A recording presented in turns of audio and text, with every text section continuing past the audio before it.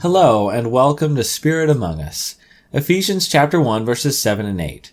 In him we have redemption through his blood, the forgiveness of our trespasses according to the riches of his grace, which he lavished upon us in all wisdom and insight. Can you imagine if God was not a God of grace? Can you imagine if he wasn't a God of love and mercy? What would things look like if he wasn't? What would our destiny look like if God had absolutely no grace? Or how about the world around us? How would things be different? Well, for one thing, as I spoke about yesterday, there would probably be no world. There would be no earth. God created mankind with the plan of redeeming them from sin as a work of his grace. If he had no grace, then he likely wouldn't have made any of us. But let's say that he had. We wouldn't be here still, because we'd instead be already standing in his judgment. If he had no grace, then we would have no forgiveness.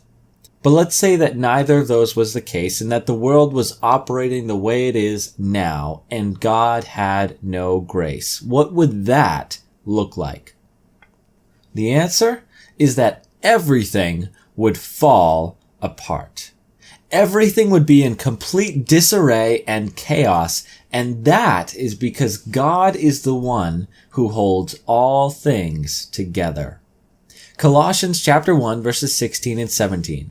For by him all things were created, in heaven and on earth, visible and invisible, whether thrones or dominions or rulers or authorities, all were created through him and for him. And he is before all things, and in him all things hold together.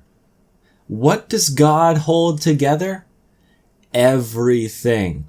All things. That statement is very sweeping, and it truly points out that God is involved in much more of the orchestration of the universe than we realize. Why does the earth rotate on its axis, giving us day and night? Because God causes it to. Why does it revolve around the sun, giving us the change of seasons? Because God is charting its course. Why have the stars maintained their pattern in the sky, giving us the consistency of constellations through thousands of years?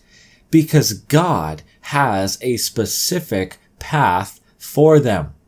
If God did not care about this world, if he did not care about this universe, if God had no grace, everything would be in chaos. Now, how about in our lives individually? How difficult would it be to move and live and have our being? Let's look at Matthew chapter 5, verses 43 through 45. You have heard that it was said, you shall love your neighbor and hate your enemy. But I say to you, love your enemies and pray for those who persecute you, so that you may be sons of your Father who is in heaven. For he makes his sun rise on the evil and on the good, and sends his rain on the just and on the unjust. Here, in teaching about loving our enemies, Jesus reveals the role God plays in our lives and the lives of every person. He makes the sun rise and he sends the rain. He allows good things to come into the lives of all people and also bad things. But if God didn't care, none of this would happen. The plants wouldn't grow. There would be no happiness or joy in labor. Our lives would be purely a painful existence until we died and passed over into judgment. So it would be if God had no grace, just pain and suffering. But he does have grace, and he has that grace abundantly. I want to challenge you today to think about these things. Ask the question and contemplate what this life would look like without God's grace. And then turn to him and give him thanks when you see that he has truly lavished his grace upon us all.